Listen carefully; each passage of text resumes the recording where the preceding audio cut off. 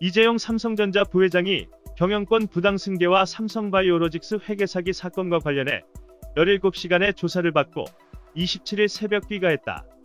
서울중앙지검 경제범죄형사부는 배임과 자본시장법 위반 등 혐의를 받고 있는 이 부회장을 아침 8시 30분께 불러 조사한 뒤 다음날 새벽 1시 30분에 돌려보낸 것. 주진우 기자는 TBS 라디오 김어준의 뉴스공장에서 검찰이 조사를 오래 한 것이 아니라 변호사들이 꼼꼼하게 체크하고 다시 조서를 읽느라고 늦어졌다고 한다고 전했다.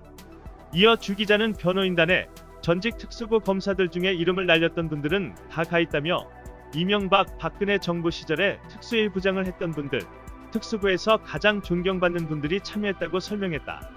그러면서 김기동, 이동열, 최은수 이런 분들이 변호사로 참여하고 있다고 실명을 전격 거론했다. 특히 김기동, 이동열 변호사는 최근 뉴스타파와 MBC 보도로 재조명되고 있는 한명숙 2차 사건과 관련된 인물들이다. 죄수 H는 허위 진술을 위해 집체 교육 형식의 조사를 받았다며 진술 연습 당시 특수부 부장검사들이 유리창문으로 지켜봤다고 주장했다. 김기동 변호사는 당시 서울중앙지검 특수일부 부장검사였다. 이동열 변호사는 후임으로 2010년 7월부터 한명숙 사건을 맡았다. 이에 대해 김기동 변호사는 뉴스타파에 당시 수사는 법과 원칙에 따라 이루어졌다고 주장했다.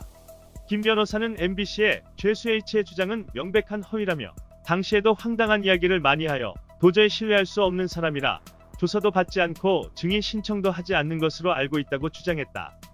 후임이었던 이동열 변호사 역시 MBC의 죄수 H는 검찰에서 아무런 회유나 협박을 받은 바 없다며 영상 녹화도 하지 않았으며 부장검사 등이 이를 참관한 사실이 없다고 주장했다. 한명숙 1차 사건의 주임검사로 한 전 총리를 기소했던 이태관 전 검사는 현재 삼성전자 전무로 근무하고 있다. 소위 의자가 뇌물을 줬다는 1차 사건은 그럼에도 불구하고 1심, 2심 대법원까지 모두 무죄가 나왔다. 최윤수 변호사는 박근혜 정부 시절 문화예술계 블랙리스트 작성, 실행에 관여한 혐의 등으로 불구속 기소됐다. 최 변호사는 우병우 전 청와대 민정수석 비서관의 서울대 법대 84학번 동기이자 절친으로 알려졌다. 최 변호사는 지난 4월 이재용 부회장의 변호인단 중 한 명으로 선임됐다. 주진우 기자는 작년에 끝났어야 될 사건인데 1년 넘게 수사를 하고 있다며 삼성이 막강한 변호인단을 꾸려 검찰 수사를 늦춰 자기가 원하는 시간에 출두한 것으로 보인다고 말했다. 주 기자는 사실 지난 주 출두에 조사받기로 돼 있었는데 갑자기 중국 출장을 갔다 오면서 기사들이 막 쏟아졌다고 뒷 얘기를 전했다. 삼성의 언론 플레이가 본격화됐다. 우리가 개돼지가 아님을 깨어있는 시민의 조직된 힘으로 보여주자. 이상 뉴스 검색이었습니다. 구독과 좋아요 부탁드립니다.